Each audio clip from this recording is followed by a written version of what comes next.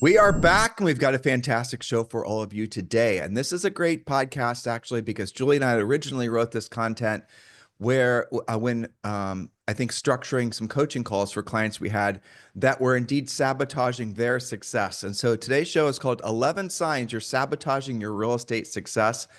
I'm going to start out by telling you guys a little story, and this will sort of, I think, set the stage for Julie's great points. And Julie, welcome to today's show. Thank you. It's always good to be here with you.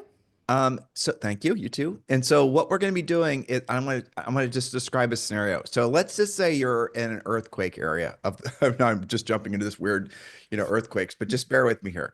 So you're living in a part, let's say you're living in Southern California.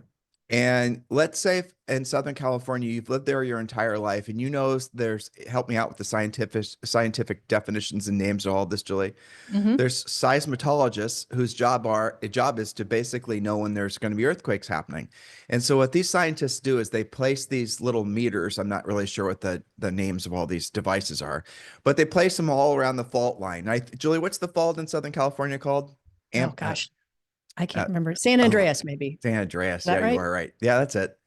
I think there's two actually, and I think there's another one up by San Francisco. But Probably. anyway, these are big nasty things in the earth that could cause the earth, every time one moves this way or this way or this way or this way, right? So the fact is that they can watch and monitor the tiniest little movements in the earth, and from those tiny little movements, from the frequency of the movements and from the intensity of those movements, they can then predict what size of an earthquake's about to happen. Now, is it foolproof? No. I mean, occasionally things happen all of a sudden, but for the most part, the earth's going to give you little tiny warning signs when there's some big, horrible event that might be looming around the corner. So does life give you those same warning signs? And that's what today's show is all about. You're now going to be put in a position of being your own seismologist, where you're going to be monitoring your tiny little undulations in your behavior and your emotions and your moods and your actions being the most important one. And by knowing what those are, knowing what your early warning signs are, you then can prevent yourself from having the big one, the big crash or whatever it is. And I want to start out by saying this as well. I need you guys to really unplug from mainstream media and really unplug from anybody that's bantering on about the recession or a recession or any kind of shit like that. Because what's happening right now is there is a huge political tug of war that's happening in our country. And the essentially mainstream media, and I know this is political, but it is what it is. And Julie and I are not taking sides. We live in Puerto Rico. We can't vote for the president. Okay. So we vote for our governor in Puerto Rico. We don't vote for the president. So we are literally not, we have no dogs in any fights, and we don't believe in dog fighting either, just for the record. That too. Yeah. But the moral of the story is that what's happening now, and a lot of the headlines that are grabbing a lot of people's attention and causing their emotional states to go into fear mode are 100% political, and you're being manipulated. There it is. Because, Kate, guess what? Did you know that the amount of people getting employed, new jobs formed last month or last quarter was over 200,000? Do you realize that interest rates and mortgages are dropping? Do you realize the 10-year yield is dropping? Do you realize that interest rates on consumer loans are dropping? So we have, let's see, more people getting jobs, money becoming cheaper. Oh, I got some more good news for all of you guys. Did you realize that real estate inventory is increasing? Number of homes for sale? So yeah, there might be some economic slowdowns in certain sectors of the economy. I'm going to guess in Washington, D.C., there's going to be in other areas where there's a lot of federal workers, there's probably going to be a bit of a recession there. But for the most part, especially in real estate, you guys are absolutely in the right place at the right time and positioned to make the most of what Julie and I are 100% confident is going to be looked back upon as being the greatest housing boom in the history of humanity up to that point. It's starting now. It's going to last about 25 years. We've done a lot of podcasts on that. We're calling we think that Trump is going to come out with a housing plan, we think in the next 30 to 60 days, by the way.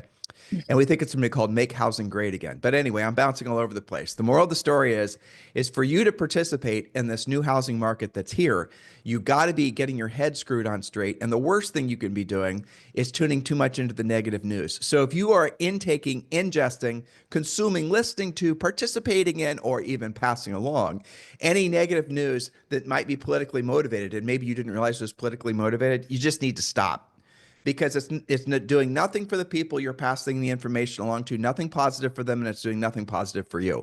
Because if you believe that tomorrow is not going to be better than today, you end up taking actions or frankly, you don't take actions today that would have made it so that tomorrow is better. So if you believe that tomorrow is going to be a zombie apocalypse, you're probably going to go to Krispy Kreme's. You're going to go through the drive-through 2 or 3 times. You're probably not going to concern yourself too much with what is going on with regards to your business or cash flow or anything like that, right? Does that make sense?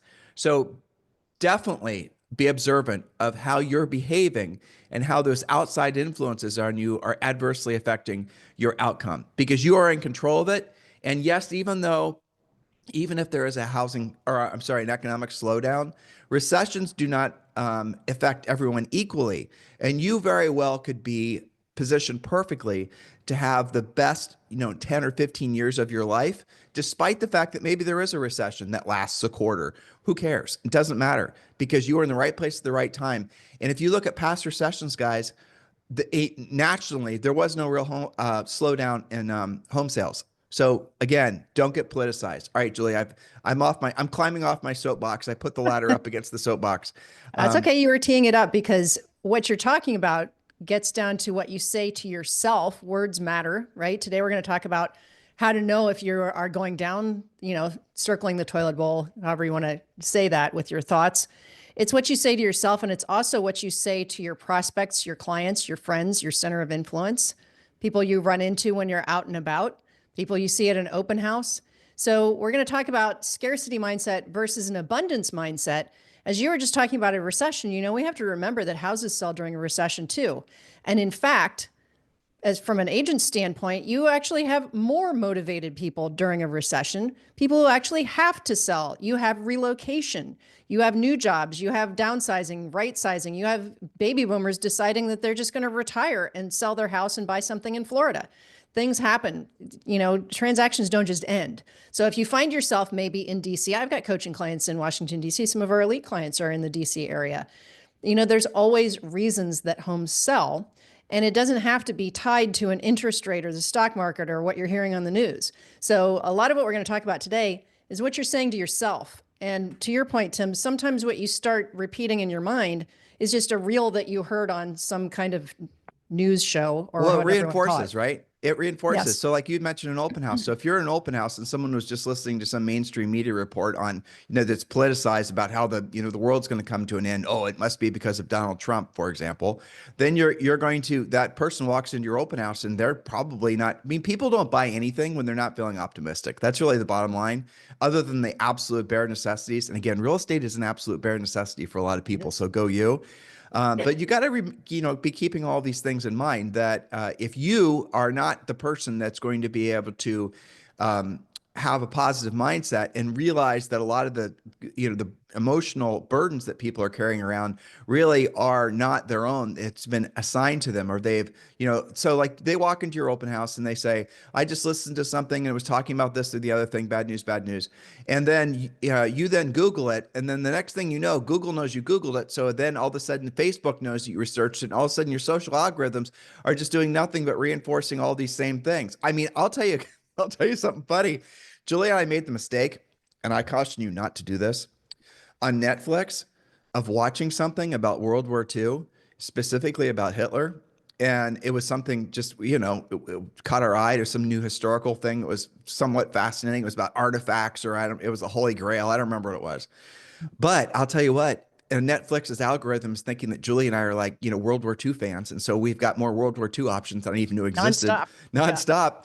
But the other thing that's strange is that I'm seeing on social media now, on Instagram in particular, I'm being shown things that I never would have, because you see how this stuff seems to be very interconnected. That's how our minds work too. And that's how when you're the people you're surrounded with, so we all get caught in these little echo chambers. We call them, we call it the algorithm, but you're the creator of your own algorithm, which is an interesting thought, right?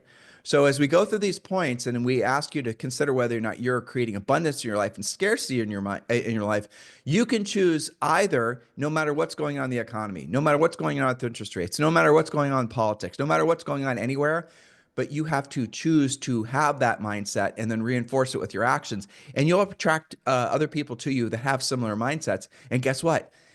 You'll end up basically selling homes and making money, helping people when others aren't, because you adopted this abundance mindset. Jules? That's right. Both are contagious. So you have to Yeah. decide which one you're going to embrace, right? So let me tee this up a little bit and then we can go as fast or slow through this as you want. I think we should tell them where to get the notes because there's quite a few notes. Oh yeah, there are. You have long form notes, and this is great content too, Julie. Good job. Yeah, wow, you did a really great job on this. So if you want Julie's notes, which you absolutely do, because this is great stuff, obviously for yourself, or if you want to share it on social media, or if you're doing any coaching or training yourself, maybe your team or your brokerage, go to harrisrealestatedaily.com and get all these notes. Harris Real Estate Daily is our free daily newsletter. It's the only place you can get all of our long form notes for all of our podcasts. It's great content. We make it expressly for all of our loyal podcast listeners. And also, I want to let all of you know, those of you who have subscribed to the newsletter, you are going to be receiving an invitation. Hurrah for this in the next probably week or so. That's inviting you to the Ethical Real Estate Professional Premier Coaching webinar, our mastermind that we're doing. Some of you have already attended. We did a soft launch last week. Well, we're going to open up the doors to the whole program over the next 2 weeks. This is what we've been working on. Jules and I have been working on for the last 7 months. We're very excited about it. A little exhausted from having gotten through it. But yes, so look for the invitation. The only way you're going to receive that invitation is if you are a subscriber to our newsletter, which is harrisrealestatedaily.com. So Julie, let's get started. All right, so let me tee this up a little bit because some of these guys aren't yet exposed to scarcity versus abundance. But a lot of people are firmly entrenched in that scarcity mentality. They perceive life as a limited resource, akin to a single pie to be divided amongst everyone. So consequently, if one person claims a large slice of the pie, it's believed to leave less for everyone else. But this mindset operates on a zero-sum paradigm where one's success is viewed as directly detracting from the opportunities available to everybody else. Individuals with scarcity mentality struggle to share recognition, credit, power, or profit, even with those who contribute to those achievements. Moreover, they find it challenging to celebrate the success of others genuinely. If you have a scarcity mindset, for example, you believe that money and friends and success and promotion are all scarce. You believe that there's simply not enough of these things to go around for everybody to have a chance. And this mindset affects your thoughts, actions, and outlook, as Tim was just talking about. It is in your mind, and you can start repeating those things to yourself. But it also affects your perception and your outlook to everybody else. The scarcity mindset keeps you from saving. You find it challenging to save time and money because both are scarce. If you have either, you tend to spend it immediately before something happens to it, consciously or subconsciously, right? So there's at least 11 ways, and we don't have to go through all of them today, Tim, and I'm sure that we'll probably have half points in between as we think of things. But there's at least 11 ways to know if you're scarcity minded in your real estate practice so that you can catch yourself in those thoughts. And then we're going to talk after that about how to replace those negative thoughts, those scarcity thoughts. So if you answer yes to even half of these, you probably have a mindset challenge that's got to be corrected before you can reach your next level. So we're going to do this quickly because nobody wants to dwell here, right?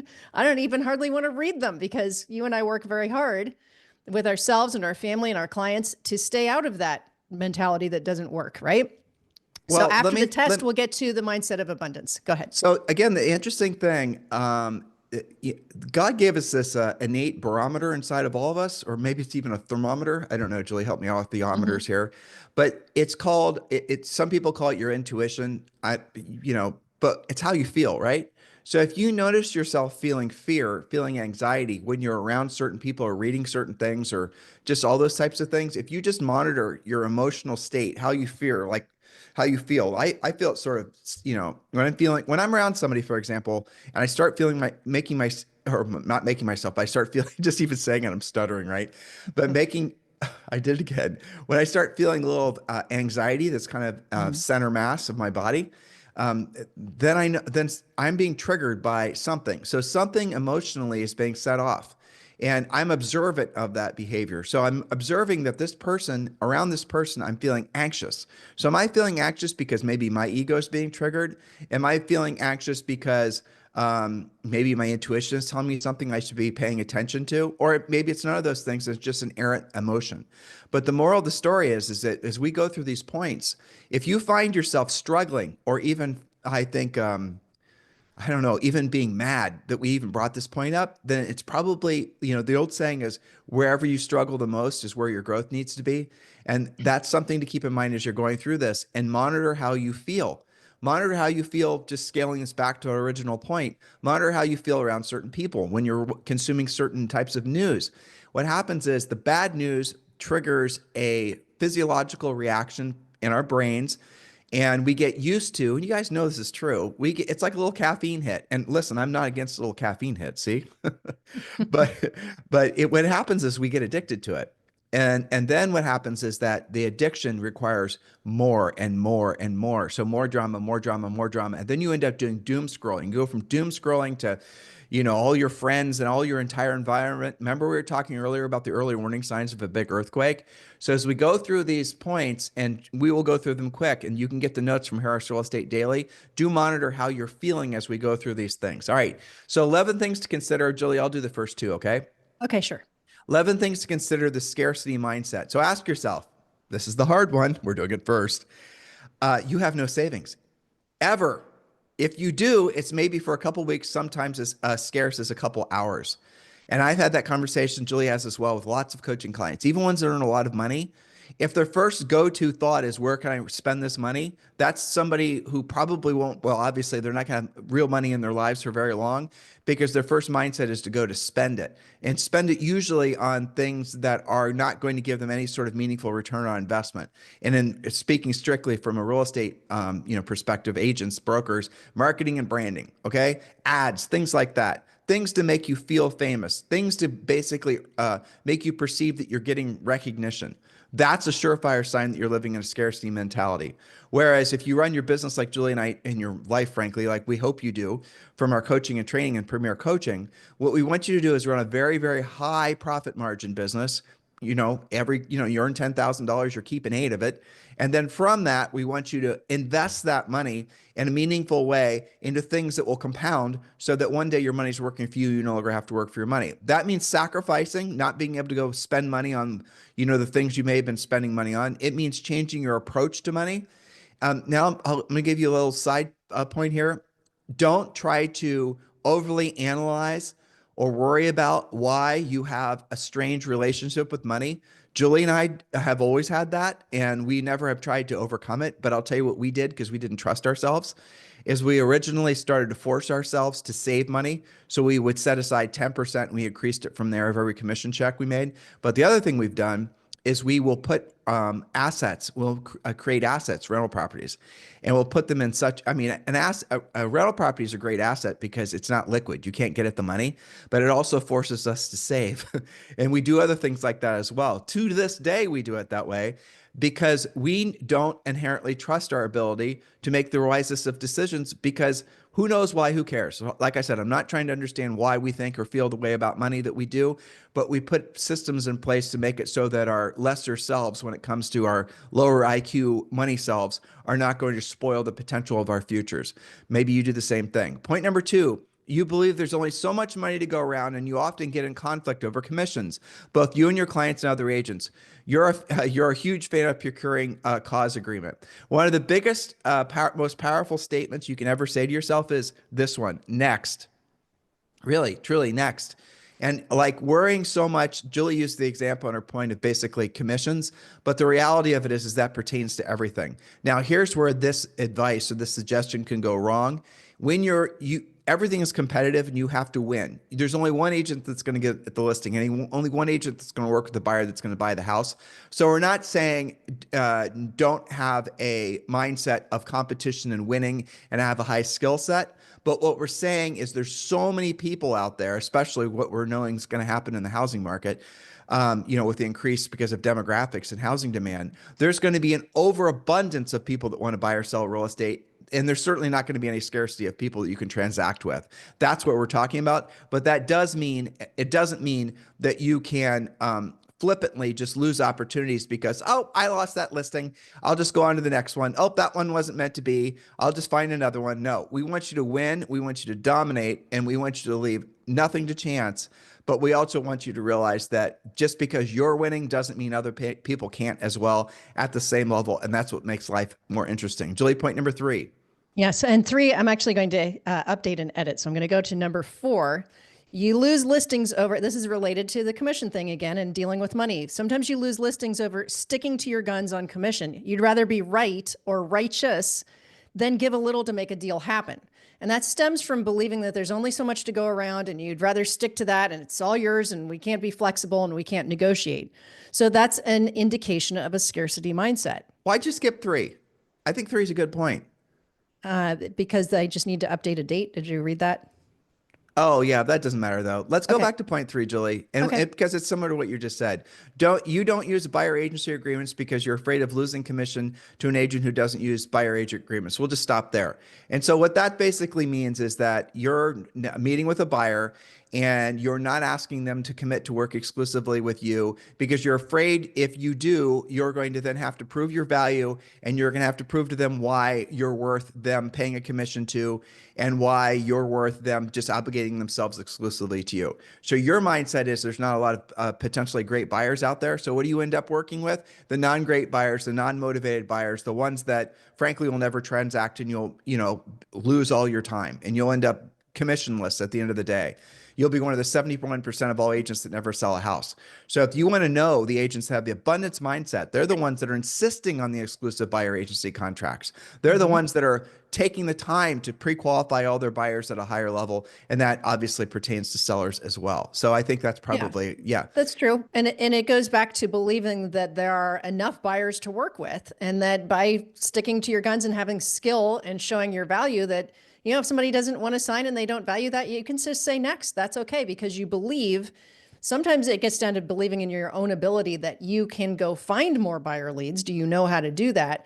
Because if you think that there's only so many to go around, there's only like 3 active buyer leads in my whole zip code here. I've got to, maybe I'm just going to not ask them to sign or I'm going to go right to a flat fee. All of those things are symptomatic of scarcity.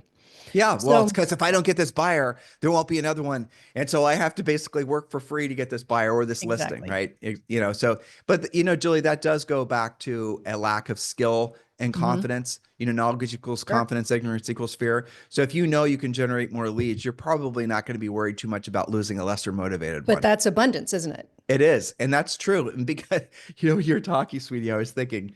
So this year there's going to be close to 5 million transactions with new construction, like 5 million, home sales. But that means, and the average is going to be 400,000 probably, if not more. Um, that means that there's $400,000, and hypothetically, there's going to be, let's just say, $20,000 per transaction. And there's not 5 million transactions. There's actually 10 million real estate sides that are all going to be paying it on average of $10,000 per side. That seems to me that we are streaming, we are literally in the river Swimming in of dollars. abundance, swimming Yeah. in dollars, right? There's lots and lots of zeros there. Yeah. Yeah, I can't even do it in my head. Can you? No, I'd have We to fire check up, my fire math. up Grok. Well, and think about it. And Jules and I have done lots of research. We've done past podcasts on this. If you go back and research the number of transactions that are expected to happen because of this massive influx of housing demand from all the usual reasons that are triggered by demographics, you will be shocked. I mean, we're predicting within, I think it was 10 years, Julie, there's going to be something like 10 million transactions per year. Yep. No, 10 million sales. That's 20 Sales. million sides. Hmm. And And the funny something thing, like, I don't know, we're supposed to get to around 5 million licensed agents too. yeah, Something like that. exactly. Yeah. Well, but this all goes to how you and I think, right? And we didn't just adopt this way of thinking early, like last year. We've been thinking this way for literally decades, and it hasn't has the like there's a lot of debate right now whether the country's going into recession, and I'm going to go with who cares, because you're just not being empathetic to all the people that might be affected by it. Well, I am and I'm not. I mean, if you lose your job, chances are you're going to find a better one. Why do I say that? Because generally speaking, if you go back hundreds of years, on the ascent of man, remember that book, Julie? What was that book Hmm. called in high That's school? the ascent of man. Yeah. Yeah, the ascent of man. Remember who wrote that? Ugh, you do this to me on every podcast. Don't put me on the I spot. try. It'll Usually hit you me in can, a minute. I always look for things that she should remember that she doesn't. I Oh, don't, you got I don't me. remember it either.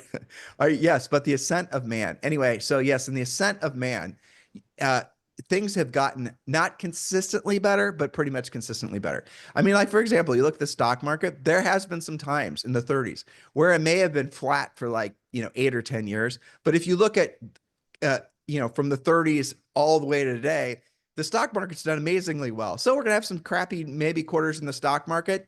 That doesn't mean bail in the stock market because historically it's going to continue to increase. The lifestyle, people talk about, it's pathetic, but people talk about how the quality of life for people living in America hasn't gotten consistently better. Okay, yours truly is 55, and I can assure you that I remember very clearly what it was like growing up in the 70s and the 80s.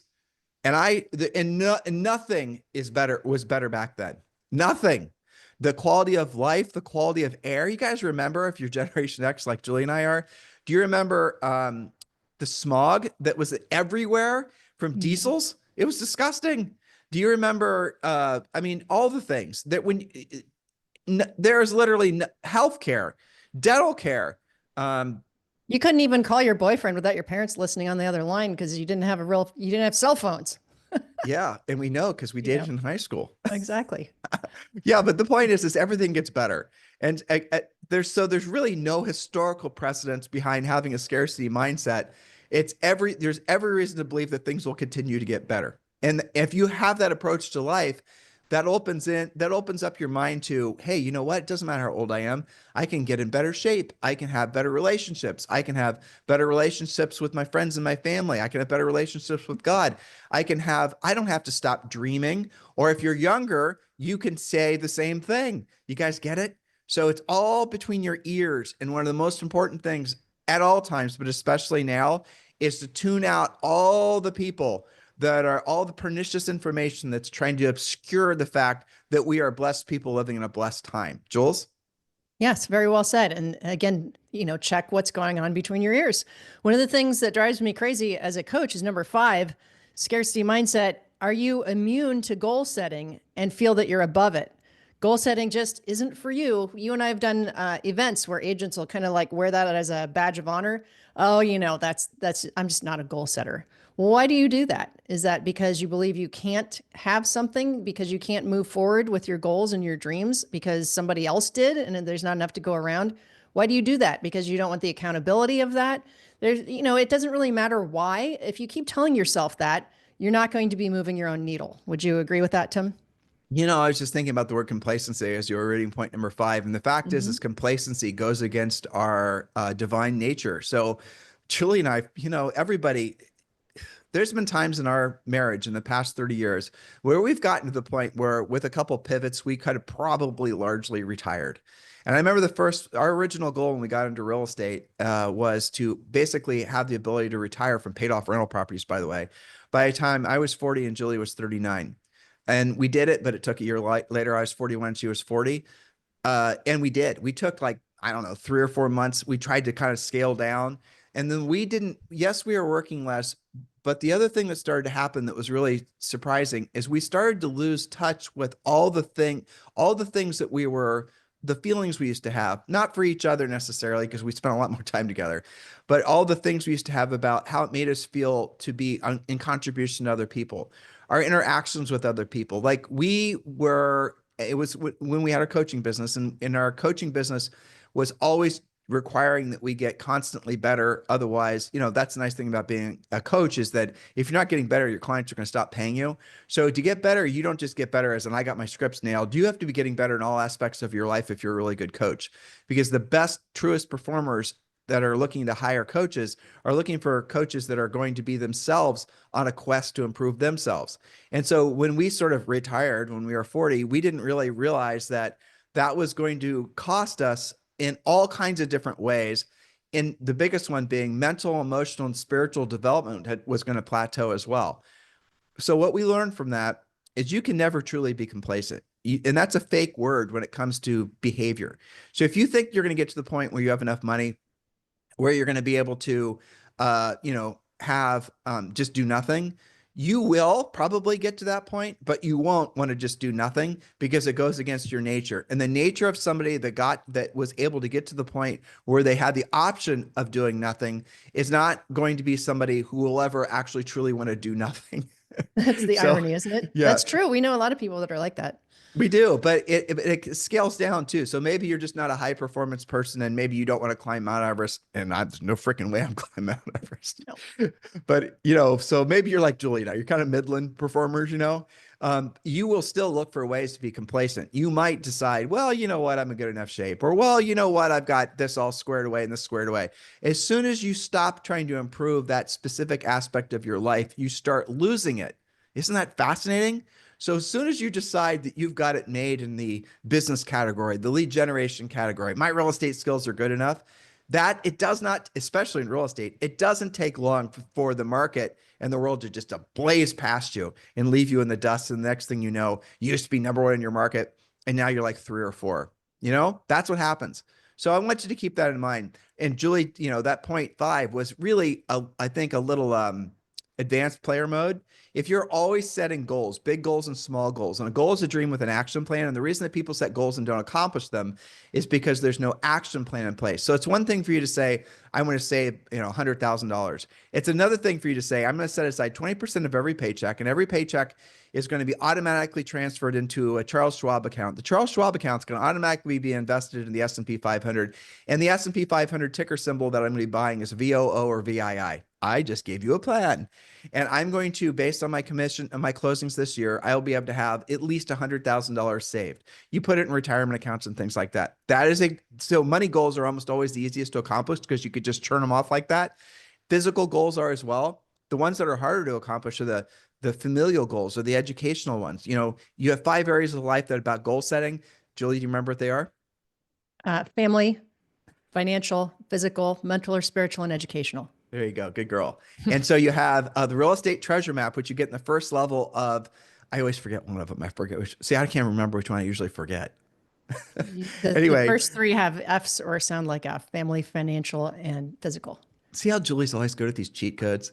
So as far as when you sign up for Premier Coaching, and the first level is something called a real estate treasure map. Hey, Julie, that's something else we should be Yep, prioritizing as a that's on my standalone. list. Okay. Mhm. And the real estate treasure map is our fill in the blank business and life plan. And that's going to help you set business and life goals. And this is great for you. Julie and I dust off our treasure map twice a year just to see if we're frankly, well, I mean, we are goal seeking and setting. We can't even stop ourselves. It's All just the how we time. think. It's hardwired. It's almost annoying. I mean, right, Julie? I mean, if we're being It honest, is. I mean, Well, on the other hand, be careful what you wish for, because when you write it down and you follow the treasure map, you're actually going to do it. yeah, that's So, right. So yeah. if you want the treasure map and if you want all of the first level of Premier Coaching, just go to premiercoaching.com and join. You can join right now for free, no payment for 30 days. You have instant access to all first level. And of course, you have a daily semi-private coaching call with a Harris certified coach. Premiercoaching.com, or just click the link below in the show description if you're an iTunes Spotify, Stitcher, does not matter where, LinkedIn, Facebook, Threads, it's all there. Just click the link below or just go to premiercoaching.com. Julie, point number 6. Okay, number 6 is a little practical and tactical in the real estate world here.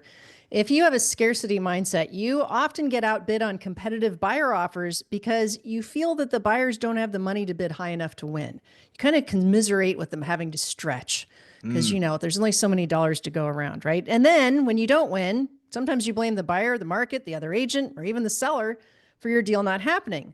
Now, when you do get something in contract, you always make it because it's of you, your expertise, your experience, and abilities. Because again, a symptom of scarcity mindset or mentality is that it's not, you have a hard time giving other people credit because there's not enough accolades to go around, is the philosophy there.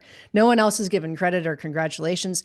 A lot of our listeners, it's not you, but you've dealt with agents like that where they just seem a little miserable and combative all the time. And they're not, I see it when agents are negotiating on like inspection items, and they'll jump on each other and they'll say, "Oh, well, my seller will never agree to that," because you yourself would never agree to that. Doesn't mean that your seller won't give and fix that problem. And they'll do the same thing with the buyer. Oh, they would never go over asking price. Well, did you ask them? Maybe they're dying to have that house and they'll go 10,000 over. Don't make your money anxieties and scarcity feelings into somebody else's. Well, Julia, it's also how you basically, again, I think what your grander point is that if you are having a scarcity mindset and you're believing that your tomorrow is not going to be better than your today, you're probably going to attract other people that feel the same way. Yeah. And those people will never win in a competitive bidding situation. And what you should be doing instead is looking at the history of the appreciation of real estate. You should be looking at the fact that mortgage interest rates are going down. You should be knowing the fact that, what was it, Jules? The average homeowner has a net worth that's like what was it, 40x or some It's 40 insane. times what a renter has. Yeah. I can't believe I remembered that. Yeah. That's So good. 40 times of what a renter has. And Mhm. so if you have all that information at your fingertips, yes, Mr. Seller, I realize, or buyer, I realize that the interest rate isn't what you want. I realize that there's a lot of crappy news out there and, orange man bad, and I get all this shit. But the reality of it is that when you buy a home, these are the benefits that you're going to get over time. So you might have to be the one that's pushing past your scarcity mindset to help Exactly. them do the same. That's the point that Julie's trying to make with that That's it. last point. Yep, I Yep. got it. Now, All right. I don't like all the scarcity stuff. Makes me feel icky. Do you want to skip ahead to turning the ship around to how to have an abundance mindset? Because that's the rest of our notes. That's fine. So what we're going to do is we're going to skip points 7 through 11, and those are available to our newsletter podcast, folks. So go to harrisrealestatedaily.com. And by the way, I really wanted you guys to talk about point number 11, but I'm going to leave that out because point Mhm. number 11, remember when you're reading the notes, make sure you read point number 11 and read it like 10 times I because agree. it's a really critical point. All right, so let's talk about the abundance mindset. Julie, let's get for the first 3 points and then let's leave these notes for them to go to harrisrealestatedaily.com and get the notes because it's long form and Okay. you and I have other Zooms we have to get to. That's right. So the abundance mentality, you understand that there's more than enough pie to go around. You operate from a place of service, knowing that when you lift others up, you're going to rise along with them. It's not just about making a buck, it's about creating abundance for yourself and those around you. You're actively pursuing best practices. You're upgrading everything from your mindset to your skill set with enthusiasm. And you understand that your income directly results from helping your clients achieve their goals so that you can achieve yours. So, action plan for abundance mindset. And you touched on some of these when you were talking about being media free and that sort of thing. But the first one is have appreciative conversations. Rather than talking about the things you don't have, try to engage in conversations with friends and family and even clients about the multitude of things you do have and what they have. Life is full of abundance. Monitor your complaintometer and have more positive than negative conversations with your prospects, your clients, and your family. This is something that you can hear right away with coaching clients is what is the ratio of negative and positive? Is always something wrong all the time? And you hardly ever hear something that they're really grateful for or what went well. You sometimes will even, when we start a coaching call, especially with elite clients, what's the best thing that happened to make you more money for yourself and your family since we last spoke? And sometimes, remember, the question is, what is the best thing? What do they do sometimes? They go right into the worst thing. You're not going to believe this deal came apart or but whatever. but That as a tells you coach, what's going in their mind. exactly. But as a coach, it's okay. Sometimes, It's okay. you need to unload and that's fine. The coach is there Mhm. to help you get your mind back on tracks. But Julie's point is really, it's about being in a state of gratitude. It's about showing gratitude. And it is an interesting anomaly. I don't understand how this actually works, but it's, spiritual in a way. If you, for example, are feeling kind of, pessimistic, if you're feeling in a state of, scarcity, it's very simple to snap yourself out of it. It's a little gift that we have all been born with. And all you got to do is think of maybe 3 things that you're really grateful for. And if you can't think of 3 things that you're really grateful for, if you find yourself fighting against it, that's how embedded your scarcity mindset is. But you need to push past it. So, for example, maybe you're grateful for this podcast. Hopefully, you are. We're grateful for all of you. Maybe you're grateful for your computer. Maybe you're grateful for the fact you have a cup of coffee sitting beside you. Maybe you're grateful for the car you have, or you're grateful for your dog or your cat or your kid or your health or your wealth or whatever the hell it is. Think of 3 things that you're grateful for. It's not just enough to say them. I'm grateful. Like sometimes we have Zoe do this. And so she'll just like rattle off 3 things. And then you can tell she's just getting through it just to make mom and dad stop asking her to say 3 things she's grateful for. So what you have to do is you have to say what it is, and then you have to commiserate with the emotion. Like, I'm really grateful for my dog Max, right? I'm really grateful for and this is I know Zoe's in the room with Julie, but I'm really grateful for my dog Max. I'm really grateful for having a French bulldog, and he's warm and fuzzy. And this is Zoe. This is when we ask her to go through this exercise, and Max is always number one, and because she's really loving Max, and I think Max is in there with you too, Julie. They're both. I think they're both asleep. Actually, if you can believe Oh, that. I hear Max dreaming about something. Julie does the podcast in Zoe's room. Just so in case you guys know wonder why it's always blurry behind Julie. Yep. Yes. So yeah, the point is that that's a way to not just say what you're grateful for, but you put yourself in the emotional state of experiencing that feeling of gratitude. And it is amazing how when you're feeling gratitude and you're really allowing yourself to feel the sense of gratitude, love, appreciation, you cannot feel bad. The bad feeling or the pessimistic feeling might be lingering. The scarcity feeling might be, way in the background of your mind, but your dominant emotions are of optimism. They're about, it's weird. You change the frequency inside your mind just by thinking and feeling of things that you're grateful for. So having appreciative conversations and being very monitoring, be very careful of never saying anything negative. Don't say anything negative. Don't type anything negative. Don't be around negative people because it opens the window just ever so slightly for more negative crap to pour in. And negative crap will seek you out with more aggression than positive will. It's extraordinary, actually. If I was telling you guys about, that Netflix thing that Julie and I watched, and we're being inundated with other stuff that we have really no interest in, but that's the way thoughts and emotions work too. That's the way people work. That's the way everything works. So you have to be an unbelievably attentive, security guard to your own mindset and not allow even the tiniest. And if it's something does sneak past your security guard and you all of a sudden find yourself, saying something, forgive yourself immediately and just break. Don't ask where that thought came from. Why am I And then thinking you the way say I'm like? next. Use next Just for say that too. next. Yeah, and then what gets to the point is you start becoming observant. So the bad, emotions and thoughts will pop around in your head, and you'll say, "Oh, there's one. Look at that little bastard. It was trying to, derail me for the rest of the day, but it's not going to work." Versus getting pulled into all of it and then losing the state of appreciation. Does that make sense, Julie? Absolutely. Absolutely. Now, point number two on abundance, you touched on a lot. So I'm going to go through this fairly quickly, but follow a media free morning and life as much as possible. Because almost every form of media in some way revolves around cultivating a desire for things that you don't have, scarcity. It's a key element of that scarcity mindset. Media highlights loss, fear, anxiety. Why would you voluntarily sign up for that? You don't have to do that. Instead, curate your podcast like you are now, listening to us. We do that as well. And your newsletters to serve your mindset of abundance and success. So get away from the negative social media and instead curate what you are putting into your head. Well, that was 3 and 4, but that was 2 and 3 rather. But point two really is go media free. And Yes. that's really what matters most Except here. for, there's a lot, like you listen to Housing Wire, we listen to Yeah.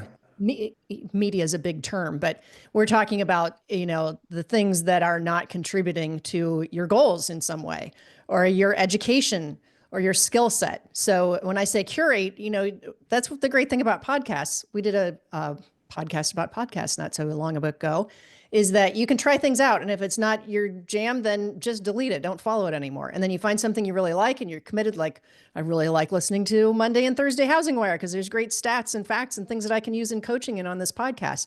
You have to choose.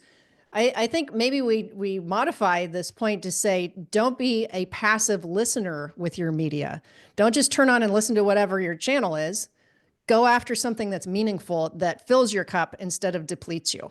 This goes back to a prior point, and you made this point that this is related to what we're talking about.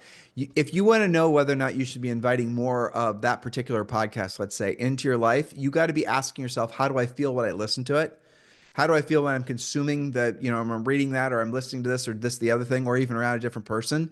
Because if you get that tightening in your midsection and you're finding yourself full of anxiety and fear, nothing positive comes as a result of that. Nothing positive. Your Nope. fight or flight's been activated. You're now in a state of fight or flight, and you're certainly not going to be doing anything that is, I think, requiring the highest form of yourself. In other words, you're not going to be improving your skill set. You're certainly not going to be, being in a mindset of service to other people. You're in fight or flight mode after all. So monitor if you're listening to something right now, and a lot of you guys are addicted to these ridiculous Facebook groups and these things on just these little insidious, what's the word? Insidious. Insidious, thank you.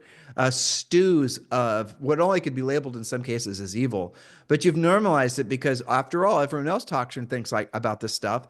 How does it make you feel? Just ask yourself. When you go to that particular website or listen to that particular person, how do they make you feel? Do they make you feel like there's going to be a civil war? Do they make you feel like, the world's coming to an end? Again, Orange Man bad. Do they make you feel like we're being lied to? We're being cheated? Does it make you feel like all these bad things? Or does it make you feel good? Does it make you feel optimistic? Does it make you feel excited? Does it make you feel great in a state of gratitude? So you now know the importance of controlling your own mindset. You now know the importance of controlling what you allow to positively and adversely affect your mindset.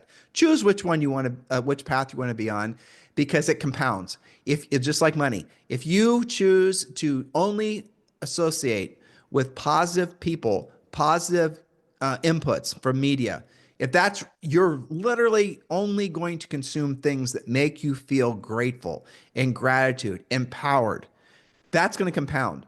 It'll go from minute to minute, hour to hour, day to day, week to week, month to month. And because you're building on all of that positivity, you're going to become a completely different person because you're going to rewire your brain. And then you're going to start attracting to yourself more people. They're going to say, you know what, that Bob, he's always in such a good mood. I love being around Bob. They're not going to know why they necessarily like you as much as they do Bob, but they're going to, because you radiate a certain kind of energy that they're attracted to. Unless, of course, they're just in love with feeling, pessimistic and feeling Ugh. in a state of scarcity. And there's people like that too. There's some people that just like to go throughout their lives and just be Debbie Downer forever. Avoid those people because they will pull you down along with them. Julie? Yes, 100%. I'm going to skip ahead a little bit in the interest of time here to number 5. I love Okay. this one. I think this is something that you created originally, and that's stating that it's too soon to tell. Using that phrase will serve you well. It's too soon to tell. Sometimes bad stuff happens, sometimes good stuff happens. But when the bad stuff happens, the scarcity mindset will often start to haunt you again, telling you how unfair it is and how other people are somehow luckier than you. Lose the scarcity ghost and replace it with, it's too soon to tell. The road to success is paved with a lot of failures or perceived failures. So, along with too soon to tell, use your affirmation, if it's meant to be, it's up to me, and get back to work helping people. This happens like several times a day with productive real estate agents, where like I had a call last week and the agent said, well, I thought I had a great open house. I had 20 different people come in, but I don't know if any of them are going to be good leads or not. Nobody really said anything. And I said, well, it's too soon to tell. Do the work, make the calls. Too soon to tell. It's too soon to judge whether nobody there was going to become a new prospect for you. Same thing when, you took that new listing, you think that's a killer listing. Well, that's also too soon to tell. Did you really price it right? Are you going to do the work? Are you going to sell it and do everything you promised? So use it's too soon to tell as frequently as you can, because it reinforces the accountability that if it's meant to be, it's up to me. You can change what maybe you perceive that today's going to be a rotten day. Well, it's too soon to tell. Change your mindset, change your outlook. Are you in power or is something else? The power Time of to tell. that, by the way, I didn't think of that, Julie. That came from, I forget, a philosopher, but I appreciate you giving me credit for such a profound thought, but it wasn't for me. But the real power of too soon to tell is that it avoids the peaks and valleys in our Mhm. emotional state. So if you want to fast track to burnout, it's essentially always being an emotional roller coaster. So you might have a really, really good morning. Oh my God, it was a great morning ever. I got a listing call. I got one of my houses went in contract, blah, blah, blah, blah. And then in the afternoon, something bad happens, some bird craps on your head. Julie had an iguana That's take so the disgusting. biggest iguana. Iguana dump. Ugh, Ugh, it was so disgusting. unbelievable. It's like she got bombed. Blasted. We're from Ohio, and like Julie's walking along, she starts screaming. She's walking on my. Oh my gosh! Someone listening to us right now It must was think we're so awful. insane, but it happened. I hope nobody fast forwarded and landed it at that exact spot.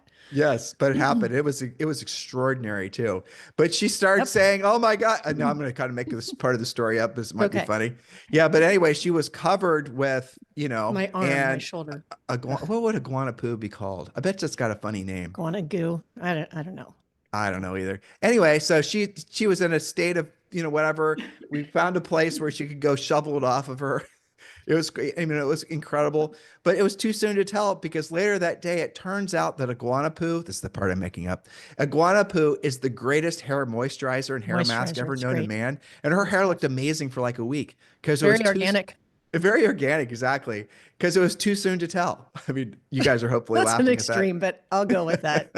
At the Well, but time, it didn't seem too soon to tell. It seemed very real at the But time. if she had taken, I mean, who wouldn't have used that as an opportunity to basically say, this day is obviously not for me. I'm going back to bed. I I mean, could if have there's easily been like, it's obviously going to be a crappy Monday. And but then what happens is you have confirmation bias. Like Then you're walking, you continue to walk. We were walking to the gym, excuse me, at the time. Maybe I stubbed my toe. Maybe I tripped and skinned my knee or something. Oh, it's just going to be one of those days versus saying, you know what? It can't get worse than this, than iguana poo from the palm tree. Can't get worse than that. I'm going to make this a better day. Yeah. Well, Thanks for she bringing that knocked it up. off of her and, there we all we went on with the day and she forgot about the end of the day. Actually, I hadn't Until remembered it now. until you just brought it up now. Yeah. But so the too soon to tell. So got to keep your emotions between the lines. And I'm not saying try to be a stoic where you have no emotions. That's not what I'm suggesting. What I'm suggesting is that you don't allow yourself to get addicted to the high highs because the low lows will be extra painful. When you have a success, just say, fantastic. It's too soon to tell. When you have something that feels like a failure, say it's too soon to tell.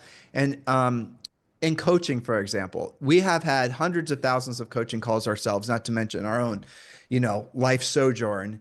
And I can remember back having coaching calls that are, 20 years ago with folks and them working through something that would have been, I mean, at the time, like if I were to describe some of these issues that people have had, just life stuff, right? But some of it's just as horrible. And you just have to kind of put it in a shoebox and say, well, that was just a bad experience, or it was just an experience. It's too soon to tell. And it never doesn't make sense why it happened. I don't know, why did your house burn down? Why did this happen? Why the other thing? It just, it is what it is. Just it's too soon to tell why you had that experience. And then 10 years or 20 years or 30 years or maybe only 6 months later, the reason why you had that experience becomes known. And it could just be because you're helping somebody else through a similar situation, or it just could be because it turned out that the house that burned down was buried on a pirate trove of gold. And it wasn't known until you went to rebuild the foundation a year later that you found a trunk full of gold that was being covered up by your 1950s concrete slab foundation. We're just trying to make extreme points, but whenever you have a good experience and you have a bad experience, if you overly bemoan it or overly suffer the fate of the bad experience or overly celebrate the good one, you absolutely will burn yourself out. So just say that to yourself. It's too soon to tell. And even by saying those words, you'll find yourself developing a certain sense of emotional serenity, which gives you a lot more staying power for the hard times. And that's for, and again, this type of energy people will be attracted to, especially, well, I was going to say in times like these, but I can't remember the last time there wasn't a time like this. It just Right. seems like everything's a time like this anymore, which is A another, I different think, version of it. Yeah. yeah, but Jules, it's just another indication that we're all just being manipulated. We're all part of some sort of, what's the theory that we're all living in some sort of big Matrix or video. something. Yeah, exactly. Well, so here nor there, Too you could soon to just, tell. it's too soon to tell. Exactly. We could very well be, we could, I know. all be players in a big video game in the sky. You don't know. Who knows? It's too soon to The tell. stars are air holes and we're all in a big snow globe or something. Julie, I want to go with point number 7 and let's round the bend. And I know we Okay. bounced around a little bit on these, but we do that because we know that you guys will go to Harris Real Estate Daily and subscribe to the newsletter, and that's where all the points are. But point number 7 is a great one to level off because it is the destroyer of all potential. Julie? Number 7, stop comparing yourself to others, especially on social media. In the scarcity mindset, all that matters is how you compare to others. In the abundance mindset, what matters most is how you compare to yourself, how you live out your own ideals in your day to day life. Are you on track, ahead, or behind on your goals for yourself this year, this month, and this week? This is a lot of the work that we do in coaching is keeping the train on the tracks and getting you away from who cares who got what award in your office for what? I mean, they give out attendance awards and things, right? Don't compare yourself to others. That's like 90% of social media is about that. And the other 10% is cat videos. So what are you doing, right? Are, So you get back to your goals. We talked about goals in 5 areas of life, things that you find in the treasure map. That should be your North Star. Who cares what the agent next to you sold or didn't sell, or what some friend from high school is doing right now that you saw on Instagram or whatever? but Be choose your the own game. North Star. Go Choose ahead. the game that you choose your own game. Yeah. That's called your goals. And then Mm-hmm. you choose how you determine you're going to win. That's the accomplishment of your goals. If you don't have goals, you're going to be easily manipulated um, by social media. You're going to be easily manipulated by media in general. The neuroses and the psychoses that ooze from those types of platforms, they're all designed to trigger your lower emotional self, which is not Hmm. of contribution, which is of fear, which is of scarcity. It is of, all the things that are going to lead to you having your tomorrow not be as good as your tomorrow could have otherwise been had you ignored all of it. Social media is not a curse, it's a blessing, but it can be a curse depending on how you use it. Yeah. So when I think about social media, it's interesting that there's such this belief, it's a misbelief, it's a misunderstanding that fame makes you like what are people seeking on social media? What is it that they're trying to convince you of on social media? And why is it that you're attracted to that particular thing? Is it because you feel like you're missing it in your life? And what decisions would you not be making what decisions would you be making differently if you just purged social media from your life for like a month? If you completely unplugged from the constant reminder that you're not good enough, you're not tall enough, you're not pretty enough, you're not handsome enough, you're not rich enough, that's what social media does for a lot of people, or does to a lot of people. You're choosing for that to happen. If you unplugged from all of that, what would fill vacuum abhors nature abhors a vacuum. So the vacuum that would be created from you not filling your mind and your time with the consumption of all that crap, what would it be filled with if you just purged yourself from it, which is going back to a previous point, be media free. Hmm. You would find yourself being naturally in a grander state of abundance. You'd find yourself being in a state of gratitude. You go back to your natural state, because your natural state is not pessimism. Your natural state is not fear. Your natural state is not all the things. Your natural state is of the person you truly want to be. You just have chosen to allow other things to abscond with your potential, with your future, with your highest and truest purpose, which is being of service to other people. So, what we're suggesting that you do is you take responsibility and start by asking yourself, how do you feel? How do you feel right now, having listened to our podcast? Do you feel optimistic? Do you feel happy? Do you feel encouraged? Do you realize that your best days are still in front of you? Do you realize it's a fantastic day every day you wake up and you're looking at the green side of the grass? That should be the benchmark. Are you feeling, excited now because maybe before you were thinking, oh, I'm just too old to accomplish things in my life that I, would have set out for myself, or I'm too young, or I'm too this, I'm too the other thing. Are you now realizing that those are just all self-imposed limitations that you have put on yourself, and you can now choose to not have them on yourself anymore? It's interesting, isn't it? We're all basically benefiting or suffering from the cage that we've created for ourselves, and the bars of the cage are all the decisions that we make every single day. With a bar might be starting your day with, not showing gratitude. A bar might be on your cage, might be filling your day with a whole bunch of, adversarial information about the economy, things like that. You guys get it? So purge yourself from all of it and get back in alignment with your soul, your highest and truest purpose, which is being of service to other people. Again, these notes, we didn't go over a lot of our points because we don't have time. I got to do another podcast. But do go to Harris Real Estate Daily and do subscribe. And guys, thank you for keeping this the number one listen to daily podcast for real estate agents in the United States. We had, I looked at the numbers 5 days ago, and in the world right now, in our section, this podcast is 43. The only podcasts that get more downloads that are in our section are like Dave Ramsey, Hmm. That's things okay. that are huge, and Yeah. that's good. So it's because of all of you We're that grateful. we're grateful. We're showing gratitude. There you go. And so, That's the Julie, point. here's your takeaway, Julie. Wear a Yes. hat on our walks. No kidding. A wide brimmed one.